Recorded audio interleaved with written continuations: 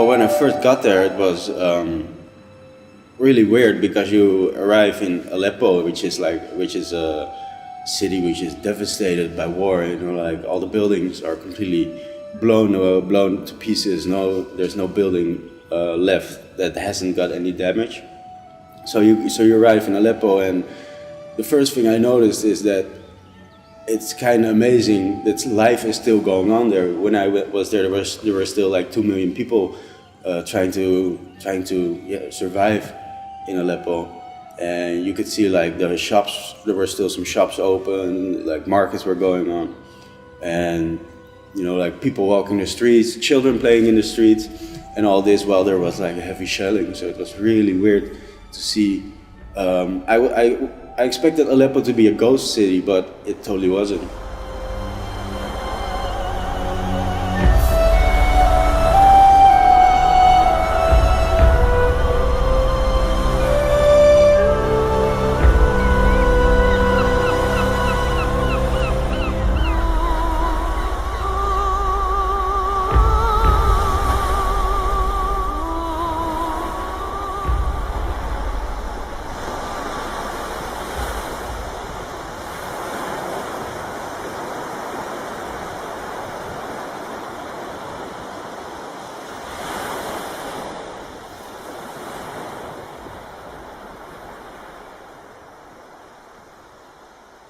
These are farmers, these are students, these are businessmen who were just plain old sick of being suppressed by the government and being tortured by the government, and like having no freedom of speech, having no freedom at all.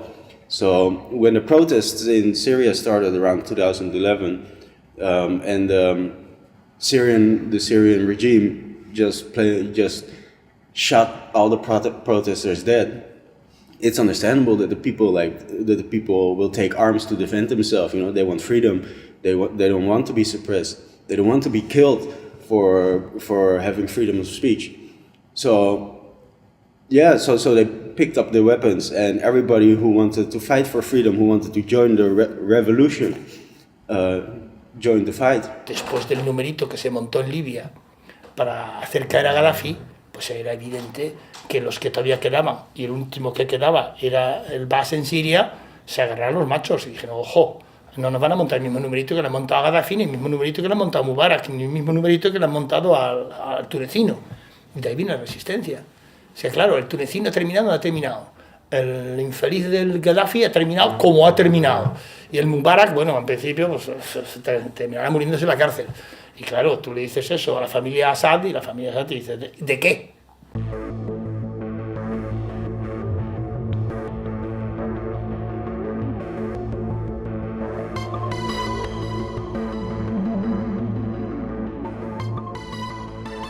Coincidiendo con la famosa primavera árabe de 2011, el pueblo sirio empezó una ola de manifestaciones y protestas por todo el país.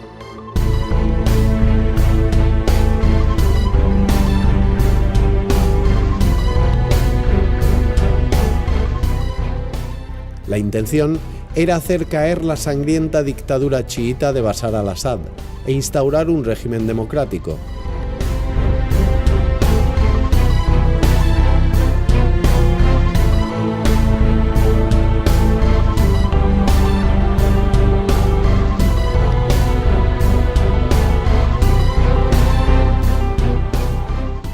Pasados 5 años, la situación ha desembocado en una brutal guerra civil de consecuencias totalmente desproporcionadas.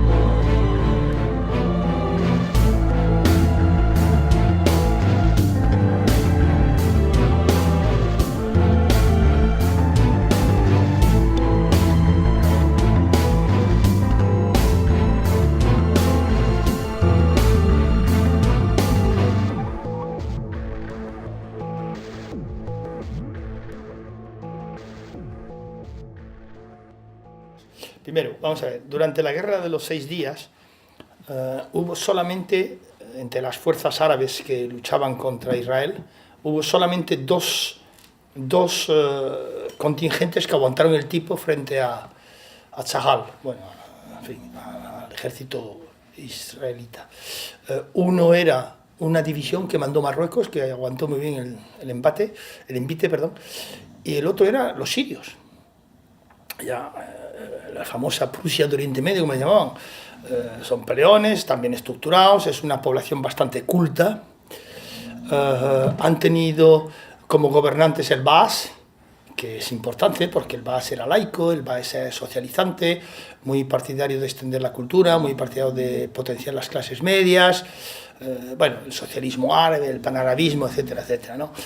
Y por lo tanto, primero, pero no lo más importante, para Israel, Siria siempre ha sido un problema. Porque ahí también había un enfrentamiento ideológico, también es muy importante entenderlo. ¿Por qué ideológico? Porque el partido Ba'ath de al-Assad en Siria era un partido laico. De hecho, nos puede llamar la atención que allí existían tantas religiones que no existen en otros países donde es imposible ejercer o practicar cualquier otra religión que no sea la islámica, incluso en tu propio domicilio, cosa que es terrible. Pero allí sí se podía ejercer, era un país laico, muy tolerante con las religiones, como estamos viendo, y además era panarabista, y por si fuera poco, era antiimperialista y anticapitalista. Con lo cual eso a los países del Golfo les ponía los pelos de punta, porque es todo lo contrario, ellos estaban muy alineados con el imperialismo y con el capitalismo, eran evidentemente monarquías casi feudales, podríamos denominar, y evidentemente que hubiera un régimen laico y un régimen socialista, pues aquello, como digo, les ponía los pelos de punta y tampoco lo podían permitir. Es decir, que ya no solamente estamos hablando del ingrediente religioso, sino también del ingrediente ideológico, que es muy importante señalarlo. En segundo lugar, la guerra en Siria es una patada en el culo a Irán, porque está el famoso eje entre Teherán y Damasco y Hezbollah, y eso puede poner nervioso a los israelíes, pero pone sobre todo nervioso a Arabia Saudí y a Turquía. Entonces hay un eje ahí, Ankara, Riad, y por otro lado Teherán, Damasco. Y por lo tanto es una lucha por la influencia en la zona. Estaremos hablando de que hay más de 70 países con intereses en toda esa zona, y además el problema es con intereses contrapuestos. Cuando se hace una operación de esta naturaleza, si de verdad se quisiera acabar con la milicia del Estado Islámico, si quisiera imponer el orden y la estabilidad en esa zona, lo primero es que tendrían que actuar un grupo de países, pero que todos tuvieran la misma finalidad, es decir, todos estuvieran pensando en la misma situación final deseada, lo que no es el caso. Estados Unidos, pues Estados Unidos hasta ahora mantiene una posición que no sabemos muy bien, porque es una posición bastante ambigua en muchos casos, una posición que no es firme, que no es desde luego la de Rusia. Unos días dice una cosa, otros días dice otra. Pues hay el mismo día hay veces que Obama dice una cosa y John Kerry dice otra, en la misma mañana incluso, con lo cual todo el mundo está un poco despistado, incluidos los aliados. En cualquier caso es cierto que no actuó con la suficiente firmeza cuando podía haberlo hecho, entre otras cosas, por ejemplo, para haber cortado desde el principio las fuentes de financiación del Estado Islámico. Entonces, lo triste de todo esto, una vez más, es la población, los millones de personas, además de los cientos de miles de muertos, los millones de personas que están viviendo en condiciones infrahumanas, que es lo que nos debería haber preocupado desde el principio y no haber permitido el desastre que ahora mismo se ha creado en todo este entorno.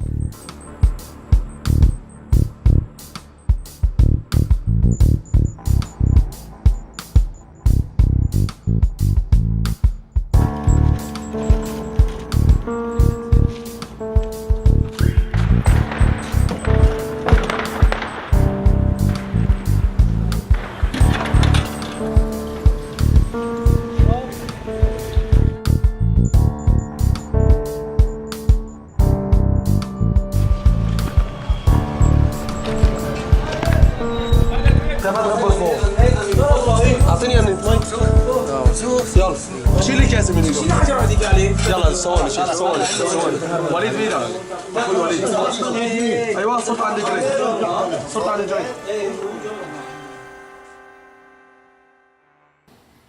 Entonces es una guerra donde hay un poder central que es el de Damasco, apoyado por Irán, que evidentemente no quiere que la influencia suní aumente en la zona, puesto que entre sunís y chiíes pues está la bronca conocida. Y al mismo tiempo, cada uno de los miembros de la coalición, cada uno de los grupos de la coalición antigubernamental, cada uno va a su rollo. O sea, no existe ninguna oposición, ni, no diría unificada, ni coordinada. Cada cual hace su guerra allí. El caso más claro es el de los kurdos, por ejemplo, ¿no? Que un día están a este lado, otro día están al otro lado. Entonces es un follón que no tiene solución. No tiene solución excepto, ya sé que me van a decir que qué cosas digo, excepto que vuelva el poder de Damasco. Porque ahora mismo lo que hay que pensar es que allí hay unas soluciones buenas. Lo que hay que es soluciones menos malas. Y si la solución menos mala pasa ahora mismo por dejar temporalmente en el poder al Assad, con tal de que se estabilice relativamente el país y que los sirios puedan volver a su domicilio y que además se produzca un alto el fuego, que se deje de matar a gente o de gente que se ve obligada a abandonar sus domicilios precisamente por el conflicto generalizado que hay en todo el país, una auténtica guerra civil en el que hay multitud de facciones, incluso enfrentadas entre ellas, donde las realidades son tremendamente volátiles, pues yo creo que hay que buscar esa solución. Porque si no, probablemente, si pensamos en soluciones idílicas, en este escenario desde luego no se van a dar. Como digo, no es una solución buena, un al-Assad que ha sido en gran parte o en gran medida el que ha provocado el éxodo de sirios hacia el exterior, por todas esas matanzas que estaba provocando, incluso esos barriles que lanzaba de explosivos que lanzaba desde helicópteros contra las ciudades, pero hay que buscar, desde luego, como digo, una solución que al menos a corto plazo se cree una estabilidad y que permita que deje de producirse el desastre humanitario que ahí se está produciendo. They're totally not doing it the right way, you know, because and to be honest, I don't have a solution for this anymore, you know, like a couple of years ago it would have been easy, you know, the USA or European fighters should have established buffer zones. And what's most important is a no-fly zone, because most civilians get killed by air bombs, by air raids from the Assad regime. So this no-fly zone has always been of so much importance for the Syrian people, you know, for the civilians to limit the deaths. But now, you know, like Russia is involved. Russia is doing air raids on Daesh. But as you can read from the Syrian committees on the ground who monitor the situation, like where do these bombs fall, who gets killed. It's all Free Syrian Army, and it's all, you know, like it's all the opposition forces that's being killed instead of actually Daesh. So that Russia has been involved in the Syria conflict has been clear to me since years, because Russia supplies the weapons.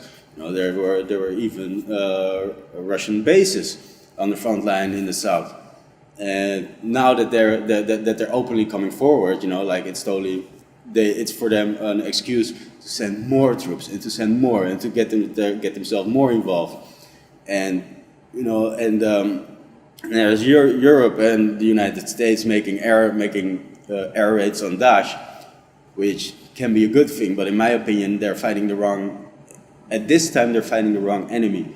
The enemy right now is the Assad regime.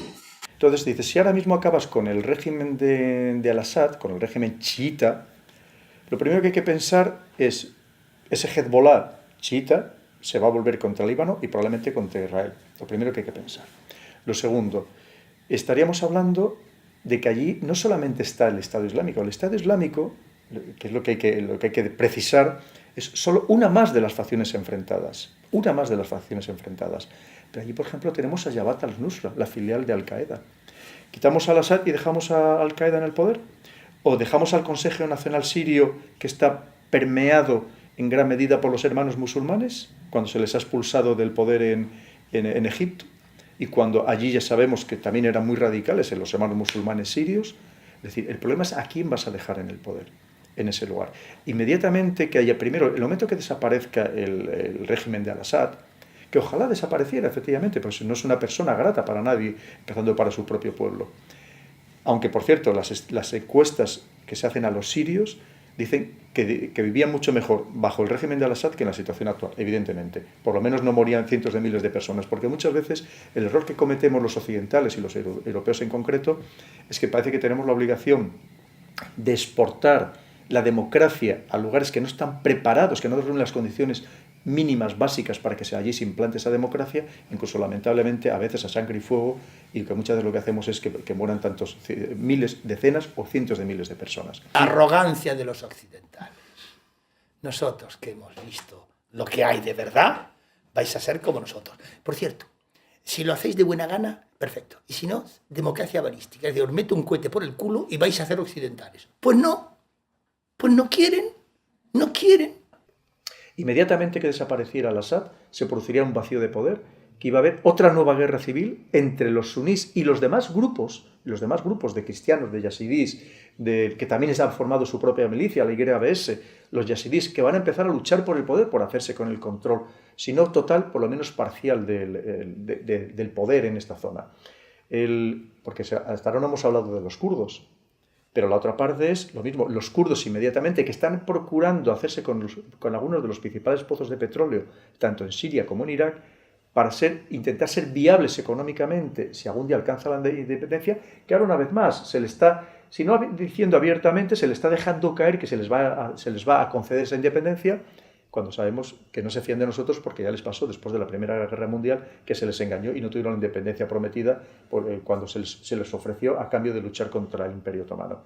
Quiere decir que ellos van a conseguir sus propios fines, pero claro, el que quisiera hacer con el control de todo Siria no iba a permitir tampoco esa independencia. Y ahí detrás tendríamos otro conflicto entre los kurdos y el resto del país. Es decir, que es tremendamente compleja la situación.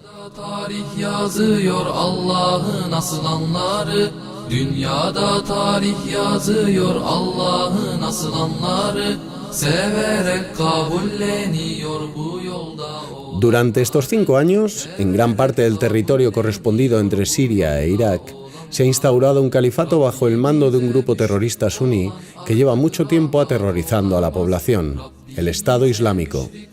Ha establecido la Sharia y se ha hecho con un botín que asciende a más de $1.000 millones en efectivo. Han transformado su territorio en una utopía islámica donde castigan a todo aquel que no esté de acuerdo con ellos.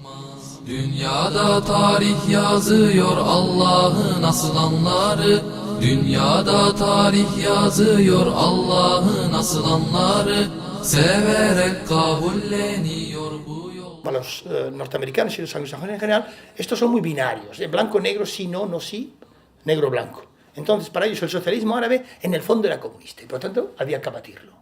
Sustituyéndolo ¿con qué? Pues con la religión.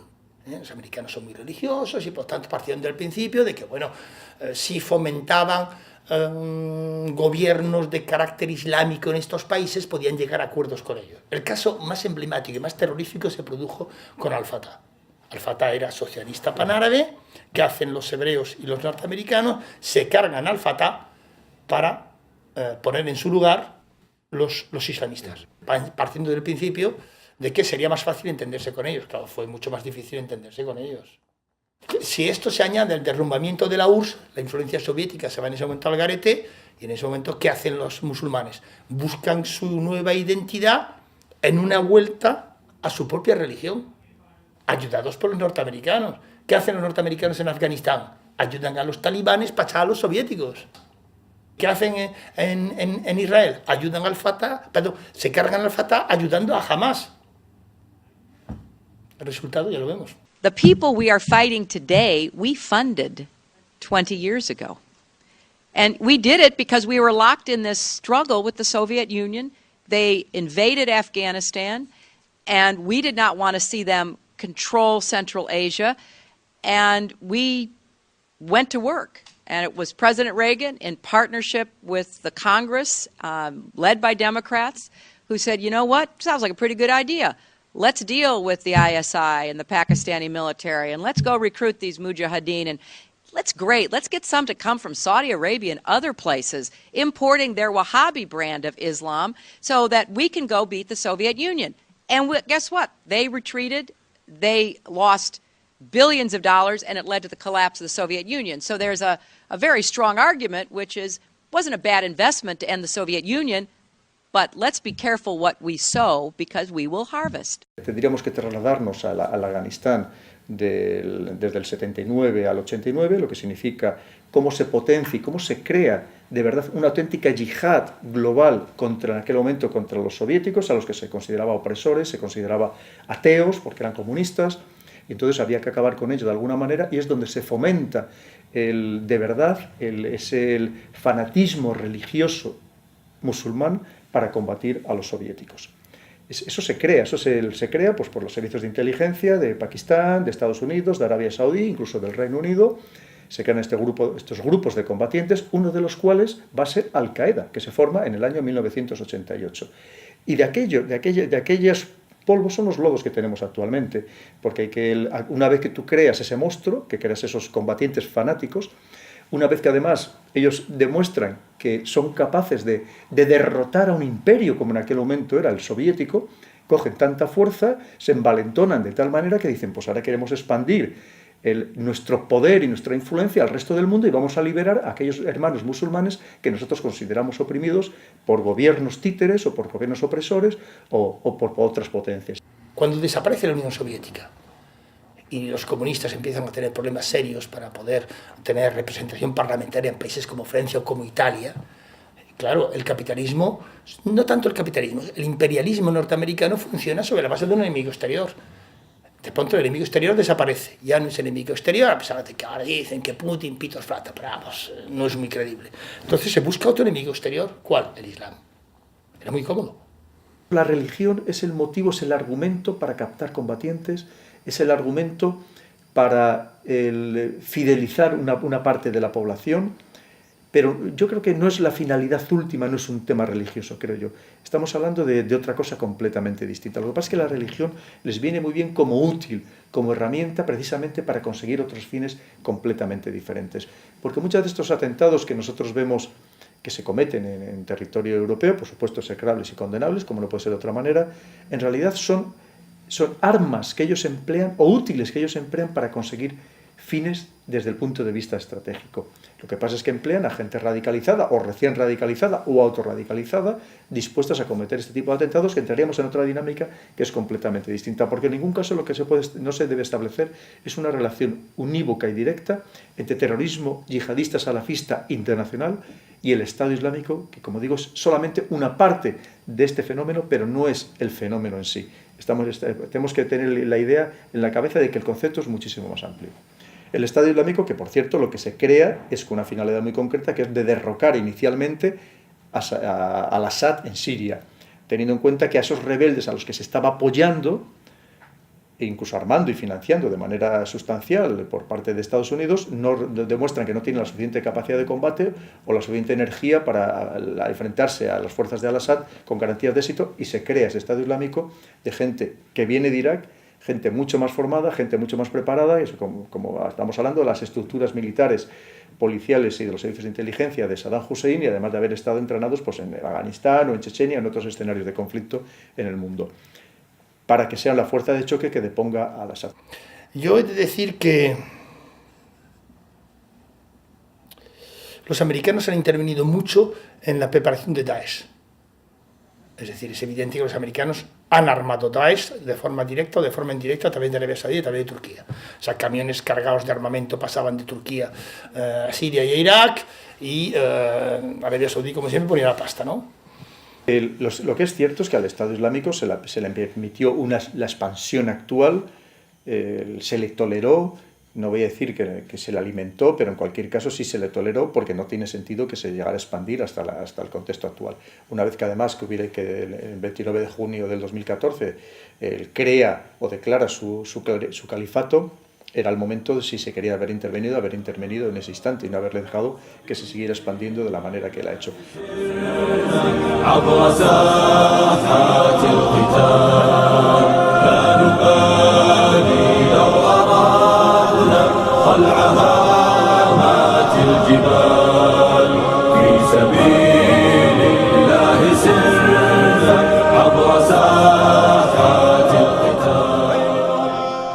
El Estado Islámico actualmente tiene bajo su control a 8 millones de personas. 8 millones de personas que, aunque aquí nos transmiten otra idea, lo cierto es que gran parte de ellas están encantados de estar bajo el régimen del Estado Islámico porque, entre otras cosas, están obteniendo mayores beneficios que en su momento, mayores beneficios sociales que en su momento tuvieron con el régimen de Maliki en Irak o con el régimen de Al-Assad en Siria. Porque ahora mismo el Estado Islámico, con las fuentes de financiación tan importantes que tiene, les está proporcionando servicios sociales, como digo, que no llegaron a tener en otros momentos, de educación, de sanidad, a su manera. La educación, por supuesto, pero educación, de sanidad, servicio de autobuses, de recogida de basura, de absolutamente todo. Incluso un sistema policial y judicial más eficaz que en su momento tuvieron en la época, por ejemplo, del régimen de Maliki, entre otras cosas porque hay mayor seguridad y, de hecho, ahora mismo la inmensa mayoría de la gente que está en las cárceles de los lugares que controla el Estado Islámico son gente de los suyos, no extranjeros o foráneos o infieles que podríamos denominar, ¿no? Porque han puesto un sistema muy firme en el que no permite ningún tipo de criminalidad y por lo tanto les ha dado una estabilidad a esa zona, a esa parte tan importante de Irak que, como digo, a lo mejor no tenía en otros momentos anteriores. Daesh es una forma para los musulmanes de volver, o sea, de recuperar una identidad que les ha sido negada. No pudieron ser fascistas, no pudieron ser nazis, no pudieron ser soviéticos, no pudieron ser panarabistas, no pudieron ser tampoco los jóvenes turcos otomanos. Cierto prometeísmo. Ellos están intentando construir una sociedad donde la gente sea diferente. Y además dándole una identidad que es volviendo al Islam originario. Cuando entra a principios del 2014, toma Mosul, teniendo en cuenta que el ejército iraquí sale corriendo y un ejército iraquí que había costado miles de millones de dólares, decenas de miles de millones de dólares, instruir y armar, pues todo aquel armamento cae en poder del Estado Islámico. A partir de ahí, pues tiene armamento, incluso algunos de los más modernos, de carros de combate, medios mecanizados o armas individuales, las más modernas que hay, muchas de ellas, la mayoría de los casos americanas, y a partir de ahí pues empieza a poder combatir de modo convencional. Y también hay que decir que quien maneja estos hilos del Estado Islámico ha demostrado una gran brillantez, no solamente en el campo táctico, sino en el estratégico y sobre todo en el propagandístico, que es algo también un factor muy importante.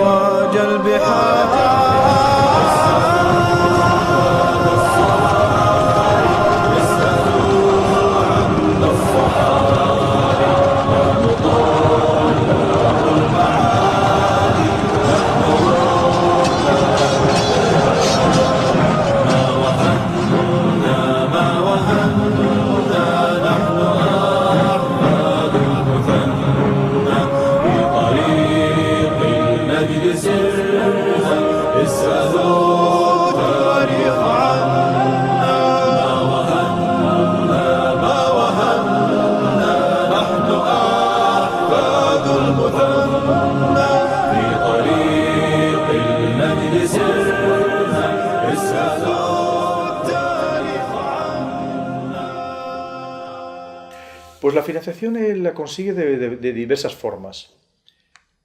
Desde impuestos que recauda su propia población, también de actividades relacionadas con la delincuencia, desde extorsiones, secuestros, pero sobre todo un sistema impositivo que tiene muy bien elaborado, como digo, que incluso con distintas aplicaciones dependiendo de la persona o la religión que practique esa persona, dependiendo incluso de los negocios que pueda tener.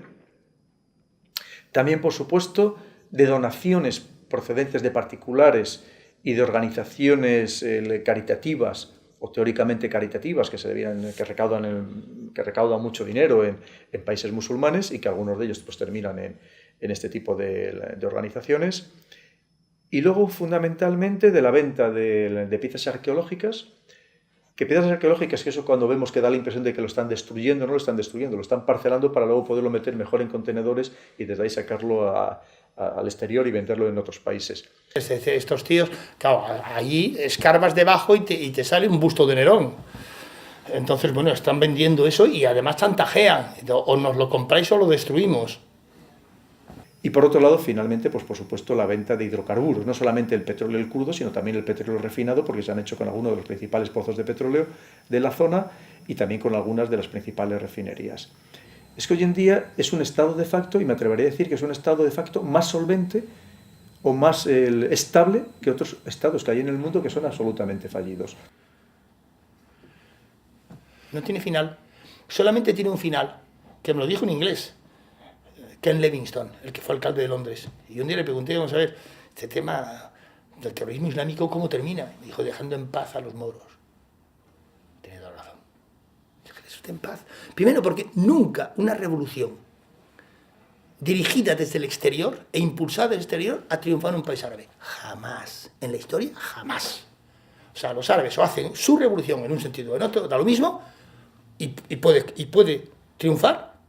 Pero si esa revolución viene inducida desde fuera, y se sabe que viene inducida desde fuera, no tiene nada que hacer. Yo lo he dicho en público muchas veces, era con 3 o 4 divisiones acorazadas, con fuerzas de operaciones especiales, con apoyo de artillería antiaérea, con medios aéreos, teniendo en cuenta que el Estado Islámico no tiene medios aéreos, ni, como hemos hablado, ni medios de defensa antiaérea dignos de tal nombre, sobre todo de media y alta cota.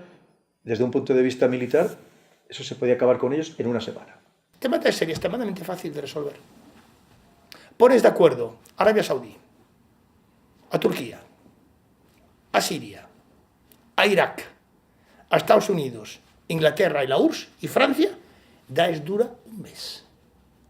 El problema es en qué se refugian ellos en las ciudades.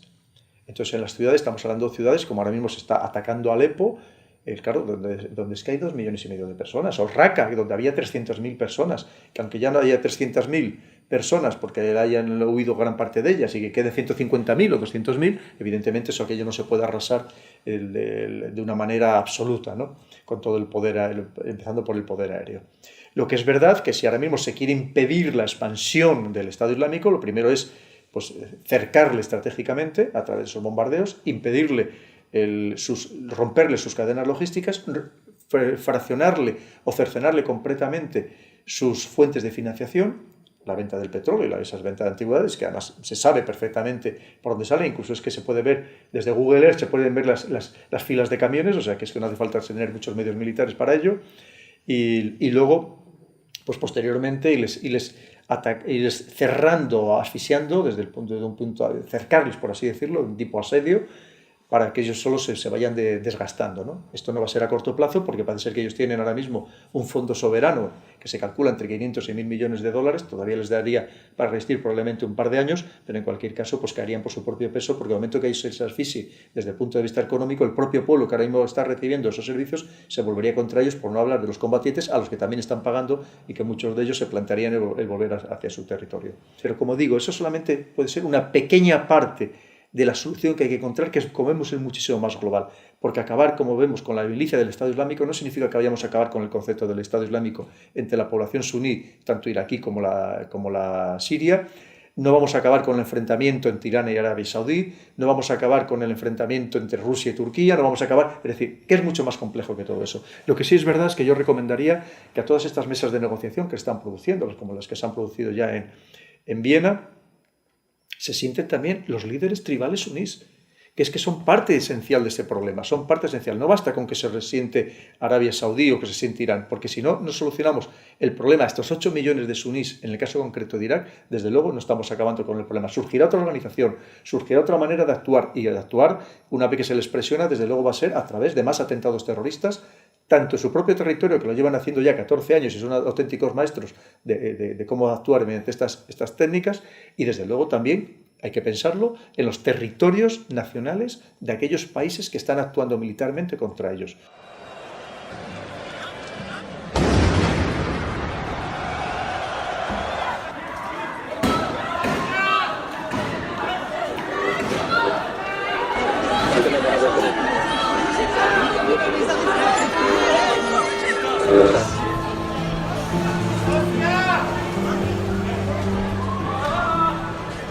Esos atentados dejaron 130 muertos y 352 heridos. Explosiones simultáneas y terroristas dispersos en distintos lugares de París, como el Estadio Saint-Denis o la Sala Bataclan. Era el 13 de noviembre de 2015, alrededor de las 11 de la noche. Esta entrevista con Jorge Bestringe fue grabada el mismo día, 3 horas antes de los sucesos. Daesh no es la mayor amenaza para Francia. La mayor amenaza para Francia es el señor Hollande, que lleva a cabo una política de intrusión, desestabilización y mangoneo en profundidad en los países árabes y sobre todo en Oriente Medio. Vamos a ver, quiero decir, es el mismo caso, por ejemplo, aquí que los atentados de Atocha. Pues estaba cantado que algo iba a pasar si España iba a la guerra, junto con Estados Unidos e Inglaterra en contra de Irak. Algo iba a pasar. Como algo va a pasar en Francia, no os engañéis. Ellos pueden bombardear a un tío para matarle, como ellos dicen, en defensa propia, y yo soy medio francés, que conste, pero vamos, en Siria. Pero vamos, la intervención francesa en Siria va a tener su coste en Francia. Y lo ha dicho, por cierto, el fiscal general dimisionario que ha dimitido hace 2 meses de lucha contra el terrorismo. Ha dicho, o sea, aquí se prepara un terrorismo muy gordo. Y va a haber un atentado parecido al de las Torres Gemelas. Sí, y el motivo es nuestra intervención. Pues claro. Si no somos capaces de entender de que son ciudadanos franceses que practican otra religión, sino que efectivamente se les empieza a considerar otra civilización, otra cultura, un mundo aparte y enfrentado con el mundo judeocristiano, ¿qué es lo que ellos precisamente quieren? Que haya este choque de civilizaciones que preconizaba el profesor americano Huntington.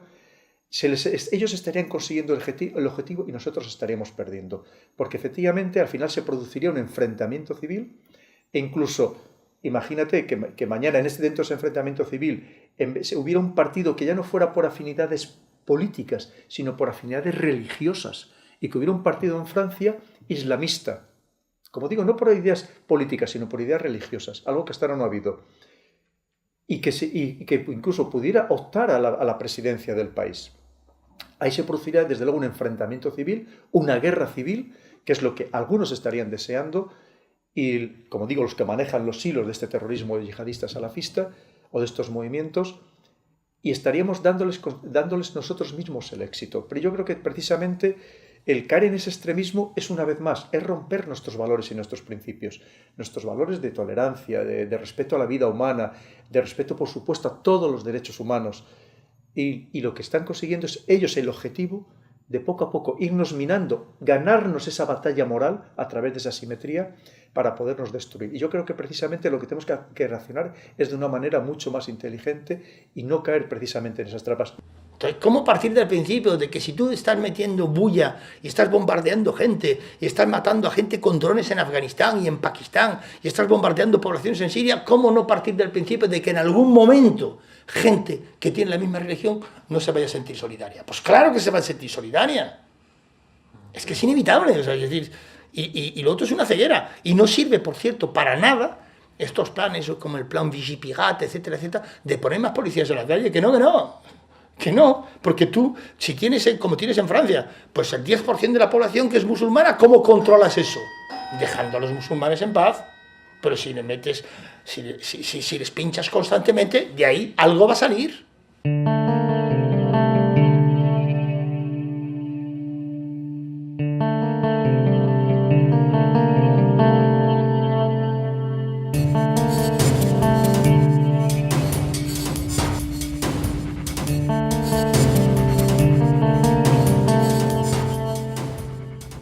La gran parte de la población de Siria e Irak se ha visto obligada a abandonar el país por culpa de esta incontrolable situación. Europa ha sufrido durante el último año la mayor ola de refugiados que se recuerda desde la Segunda Guerra Mundial. Las cifras no dejan indiferente a nadie. 4 millones de desplazados y más de 250.000 muertos en 5 largos y sangrientos años. Un país en ruinas, sin futuro y sin ninguna esperanza.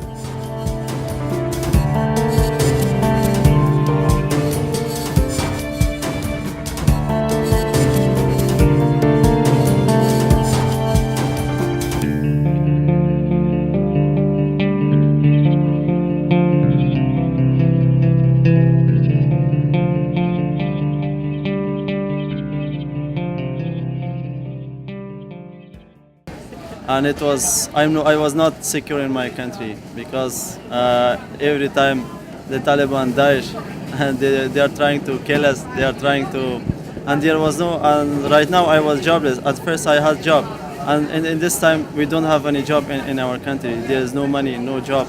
Everyone is jobless in our young generation. Everyone. They accepted, they escaped it from war. They escaped from discrimination, from differences. We need to help. We need to help of the countries who are educated, who are a technological country. We want to help.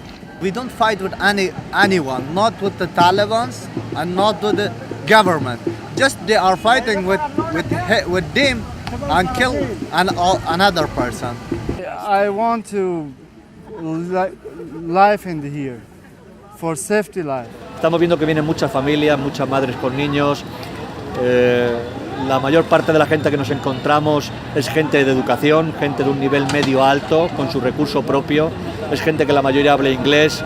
No es gente violenta, no es gente que está buscando el conflicto, sino simplemente la cruda realidad es que huye de su país por el estado de guerra y de desastre que hay. O sea, no es que quiere inmigrar por decir quiero irme a otro país, no, es por la obligación de la propia situación que está en su país, ¿no?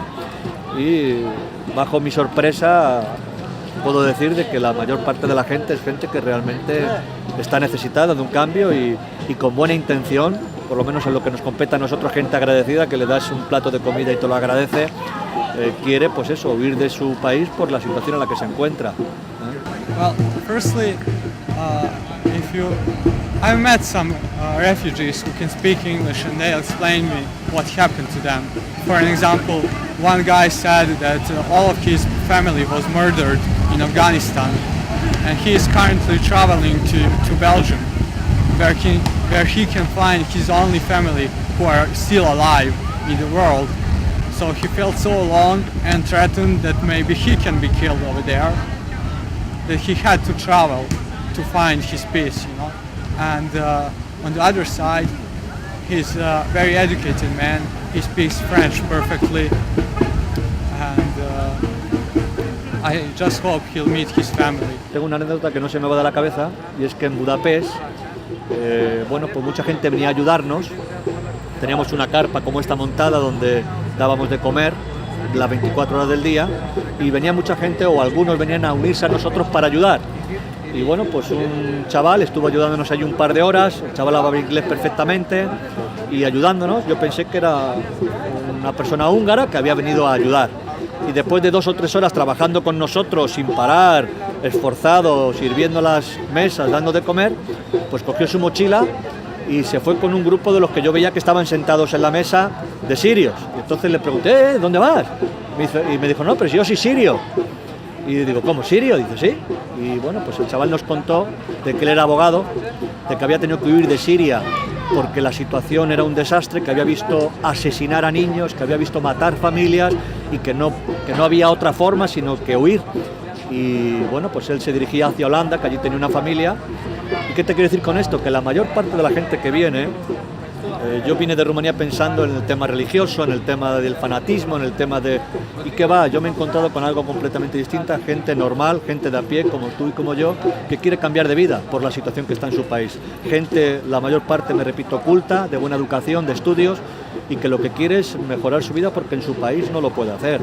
He de decir que, por cierto, es el final de la nación siria, porque los que vienen aquí no son los que guardan las cabras, son médicos, ingenieros, profesores. Esta gente ha sido formada en su país con dinero de su país y nosotros ahora nos vamos a beneficiar de lo que ellos han aprendido en su país. Y su país se queda sin ellos.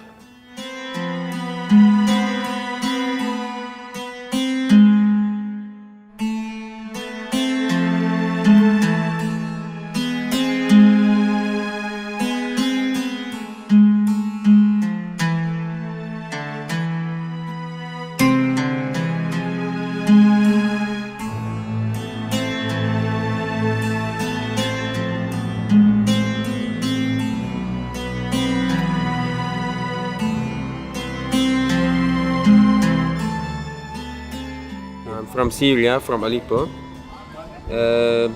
I came out from Syria about 2 years ago. because of the current crisis in Syria, and I'm a student there. I couldn't complete my studies there. I study financial sciences department, and I struggled in Syria.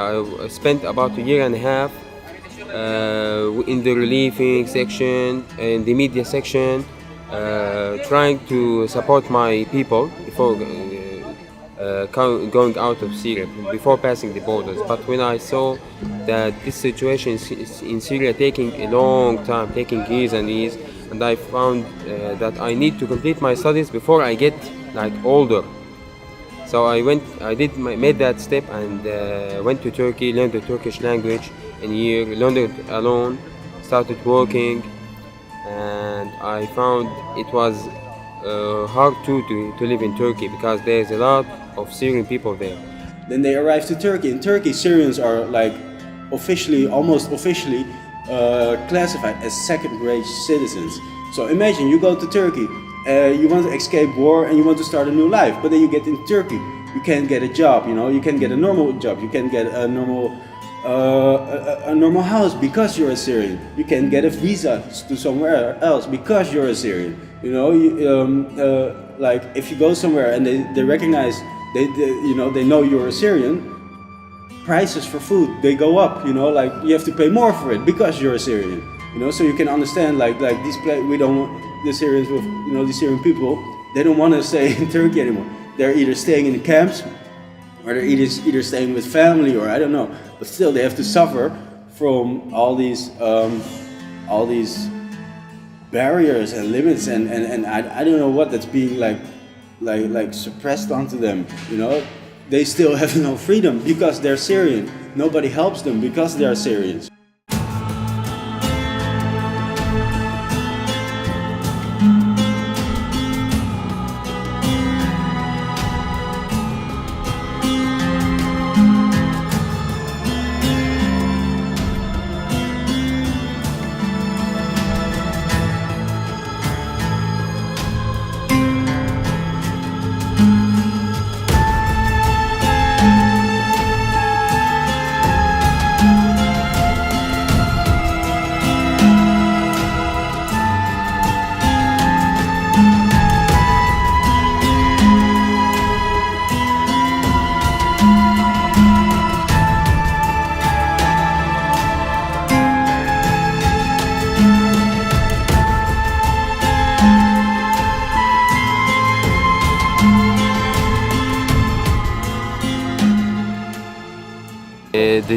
The trip was really exhausting. We came 3 days ago, past the sea with a smuggler. We paid some money, about $1,000, and we crossed the sea. It took us about 40 minutes to reach the Mytilene Island. I come from Afghanistan, then Iran, Turkey, and Greece. Now we are in Kuwait. It's some more country. And the first time I coming to Iran, after that coming Turkish and Bulgaria. After that I coming to Serbia. It was very hard. It was very hard to arrive up to Serbia because the Bulgaria police, they are behaving very bad with the refugees. Believe me, they are when they are catching the refugees in jungle, they are taking the foods, the waters, and they don't give them anything, and they are behaving, believe me, very badly with the refugees, very badly. It's not a good country, you know. It's very bad because if they take you, they will put you 12 days, 15 days in the jail. But they don't give foods, waters, nothing.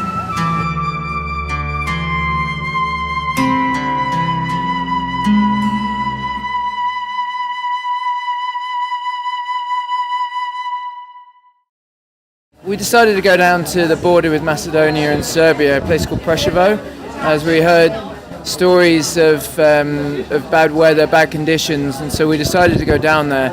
And it's pretty bad. The situation is a train comes across to the border with Macedonia. The refugees then have to walk across from Macedonia into Serbia and walk another 2 kilometers to get on a bus. That bus takes them 8 kilometers to the nearest town called Preševo, where they join a queue, a line of people to register and get their papers to travel through Serbia. In some days there's 5,000 refugees arriving. When the weather's bad, there was a power cut, and so there was thousands of refugees stood outside in the middle of the night, 2 and 3 o'clock in the night, and the compound closed because there was no power and no workers. So it was very bad. There were people suffering hypothermia. They are suffering illnesses. There are families with many pregnant women with babies of 5 months old. And I rescued one lady from the crowd who was 85 years old in a wheelchair. So it's pretty bad. And one of the worst situations is caused by the rubbish that is accumulating, blocking the drains. So when it rains, it's causing significant flooding. So the situation is bad in Preševo. But in Serbia, it was awful, actually. They did their best, but it was raining, and it was every place was like full with dirt and clothes in the floor on the ground, and no support at all there. And the police was so rough in treating us. Long lines to stand there and wait for return. Some people said that they wait more than a day in the line, and they became hopeless in passing Serbia. So some of them used some smugglers there. They pay about €100 or €150 to pass without taking the registration paper, without doing that paper, passing to Croatia, because the treatment in Serbia was not the best quality. There is a difficult situation with local taxi drivers who are seeking to take advantage of the situation. They're charging over €900 for a family of refugees for one car, saying they will take them to Croatia with no papers, and they take them to the next town with a train station and kick them out of the car, leaving them with no money. And as you walk down the street, there are 100 taxis waiting, and they're shouting at the refugees, come with us, you don't need papers. And they certainly do need papers. It's illegal to travel without them. So there's a big issue in Preševo now. Sí que hemos visto que hay mucha gente aprovechándose de este asunto.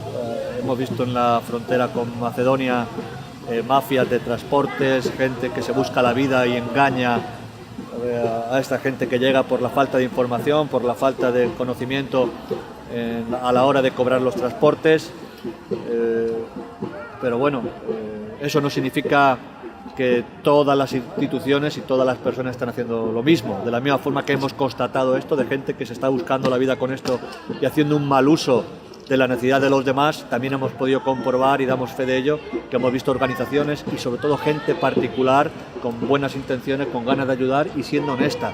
We met one family who the father was an IT technician, very successful career in Syria with a nice home and a family of 5. His home was bombed and he was left with nothing and had to take his family, including a sick baby of less than 1 year old, and flee Syria.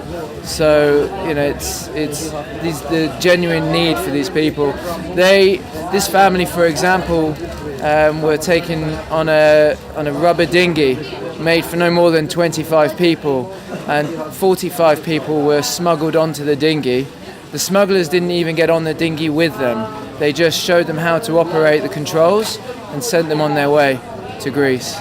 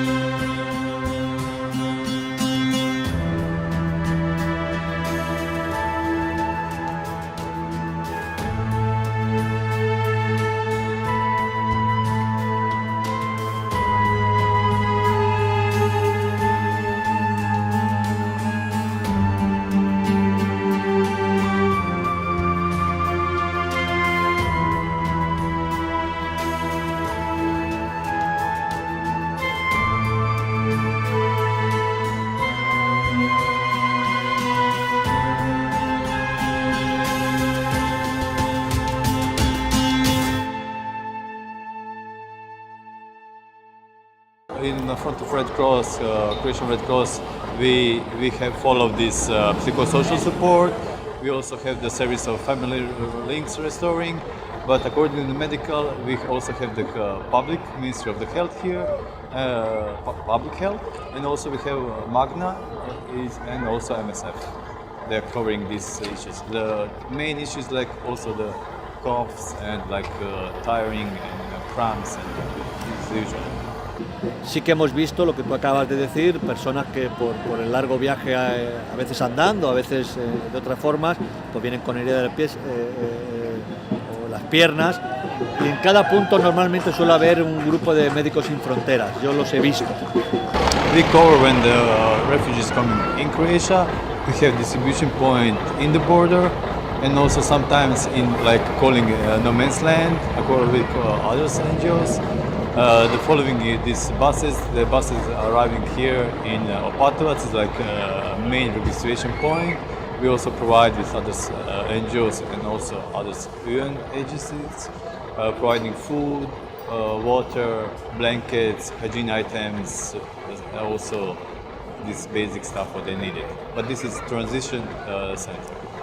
La gente que está viniendo de Extremo Oriente no tiene la intención de quedarse ni en Macedonia, ni en Grecia, ni en Hungría, ni en Serbia. Su destino es llegar a Alemania y a otros países del norte de Europa, y entonces lo que los gobiernos están haciendo es transportarlos libremente, digámoslo así, aunque con ciertas restricciones por supuesto, de una frontera a la otra, y por así decirlo quitarse el problema al siguiente, ¿no?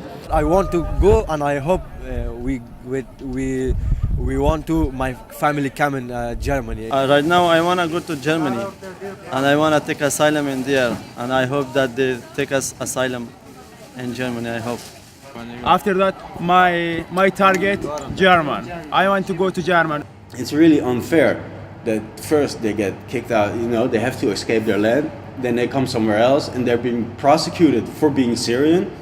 Then they want to go somewhere else, you know, like for instance, then Germany says refugees are welcome. So they start, so everybody thinks like, okay, you know, we can start a better life somewhere else in Germany, not in Hungary, not in Croatia, because we know we're not welcome there. So they start pouring to Germany because Germany openly admits, you know, you're welcome, you'll be treated good, you can start a new life here. So then they have to like take this shit hole of a route of adventure all the way to Germany, and in the meantime they're being treated as shit, you know, like as second class citizens. So it doesn't end, and that's why they want to go to Germany, because there they can actually think, you know, oh, we're being treated as normal people. ¿Cuántos refugiados ha acogido Arabia Saudí? 0. ¿Cuántos refugiados ha acogido Inglaterra? 0. Estados Unidos, 0. Sin embargo, son los principales causantes de lo que está pasando en este momento ahí. Entonces está muy bien decir, no, es que los europeos tenemos un compromiso. Sí, claro, los europeos tenemos un compromiso humanitario, pero esto tiene un compromiso basado en un descarrilamiento de una política exterior demencial. Yo pienso que esta apertura a Europa lo que va a hacer es seguir llamando a gente y a gente y a gente, y ya hemos visto que están llegando personas desde otros países como de Senegal, Somalia, de otros países mucho más al sur, ya de África. Y esto yo pienso lo que es un reclamo para otras miles y cientos de miles de personas que van a seguir queriendo llegar a Europa, porque es la visión de cada familia que pueda vivir en esa forma. We are not in here for enjoying. We are in here. We need to be in here because we had a lot of problem in our country, in our own country. That's why we came in here. We pass a lot of problems. Believe me, if you come from this way, that we came from this way, it's very big problem, very hard, and we pass it. We have to pass it. There is no another choice. That's why we pass these problems and arrive us in this country.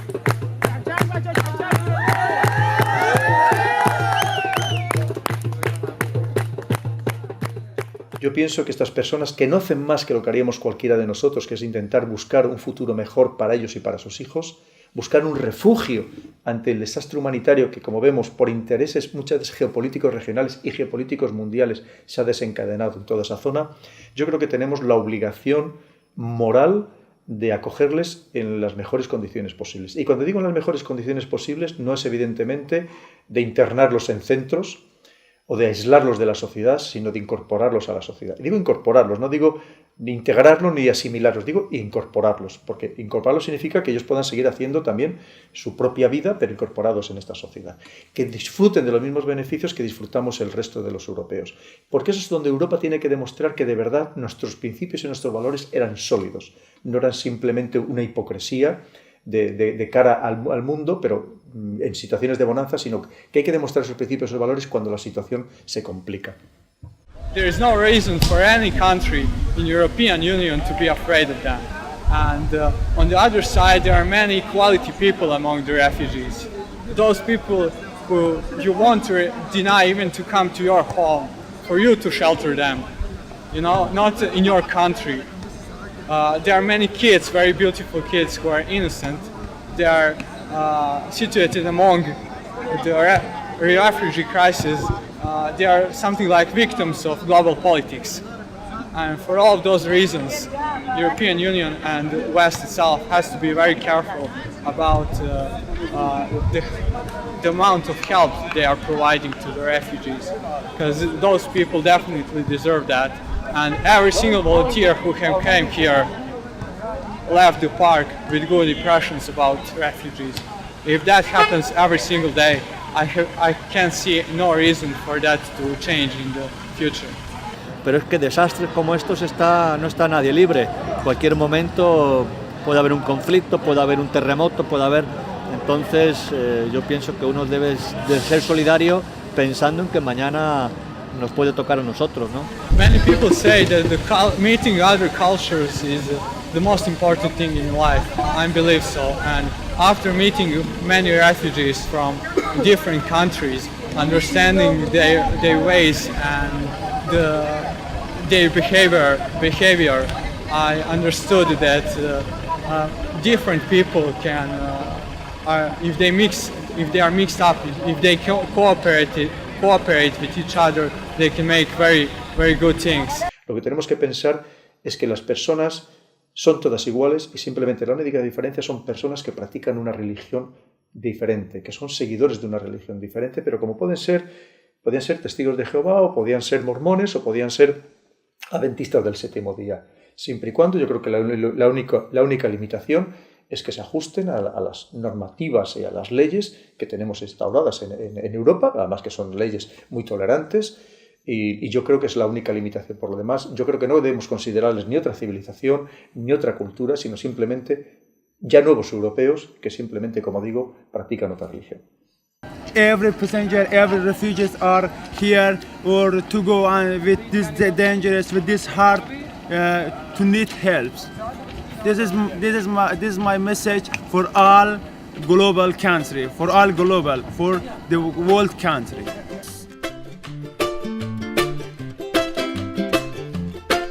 Soy tú, soy él y muchos que no conozco en las fronteras del mundo, en el miedo de tus ojos abandonados, tu suerte y la ambición de unos pocos. Soy tú, soy él y muchos que aquí no llegan, desperdigados del hambre, despojados de la tierra, olvidados del destino, heridos de tantas guerras. Soy tú, soy él, nosotros y todos ellos, esclavos del nuevo siglo, obligados al destierro, desterrados de la vida, condenados al infierno. Oy, oy, oy, oy, oy, oy, oy, oy, oy, oy, oy, oy, oy. Oy, oy, oy, oy, oy, oy, oy, oy, oy, oy, oy, oy, oy. Soy tú, soy él, mano de obra barata, sin contratos, sin papeles, sin trabajo y sin casa, ilegales, sin derechos o legales, sin palabras. Soy tú, soy él, y una foto en la carretera, donde te miran los ojos de 3 hijos y una abuela, que esperan poder salvarse con el dinero que no llega. Soy tú, soy él, en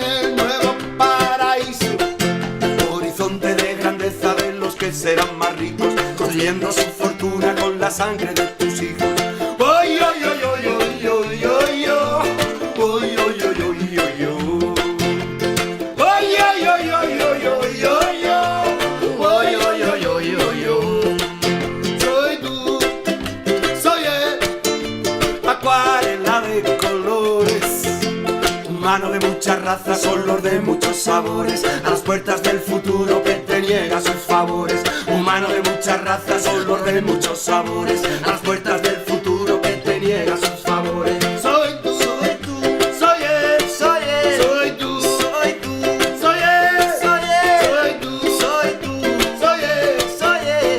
Y muchos que no conozco, y muchos que aquí no llegan, nosotros y todos ellos, mano de obra barata y una foto en la cartera, en el nuevo paraíso, acuarela de colores.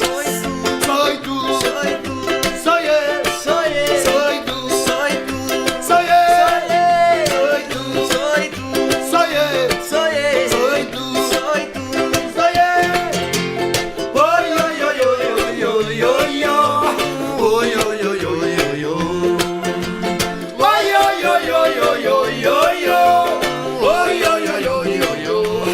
Ah, ah. Oy, oy, oy, oy,